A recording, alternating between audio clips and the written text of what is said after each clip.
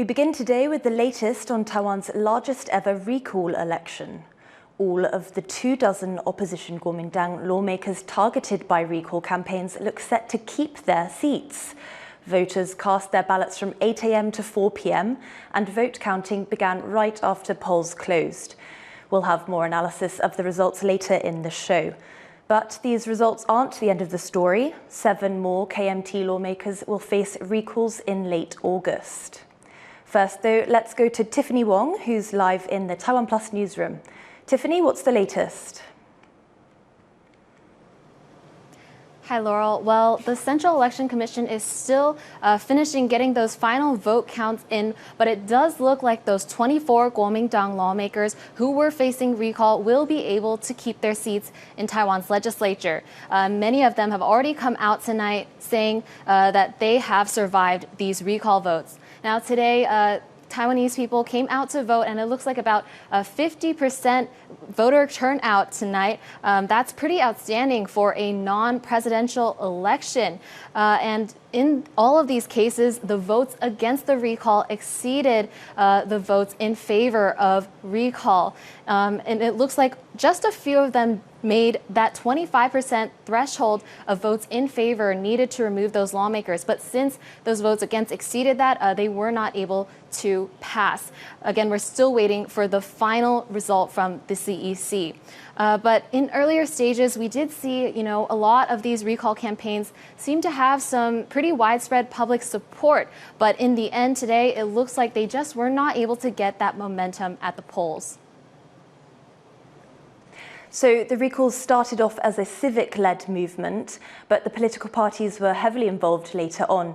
How are they responding to this? Well, the Kuomintang tonight, already several of those lawmakers facing recall came out thanking their supporters for helping them keep their roles and, continuing their support over a year after they were first elected.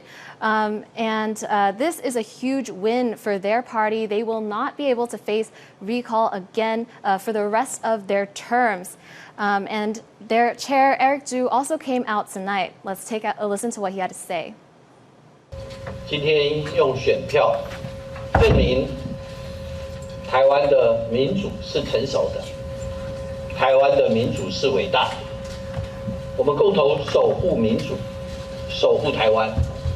我们知道，任何人不能够翻桌重选，任何人不能够选输还要搞大恶霸，任何人不能够想要一党独大，破坏民主。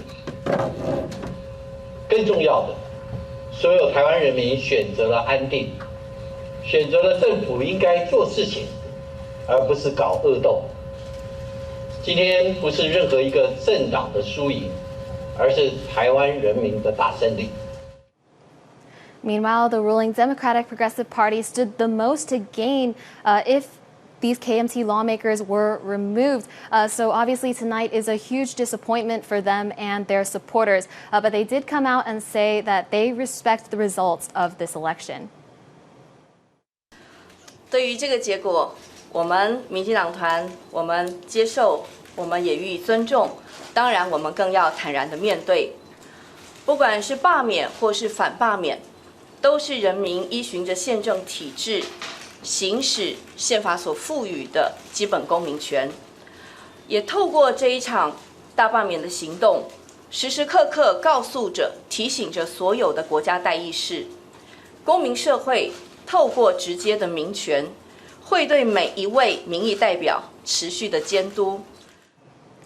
Well, initially, the recall campaigners were hoping to remove enough KMT lawmakers to give the DPP an edge in the legislature, but it looks like the DPP is still going to be a minority in that chamber. And that means they're going to face difficulties in passing their own legislation and also in advancing DPP President Lai Ching-te's agenda.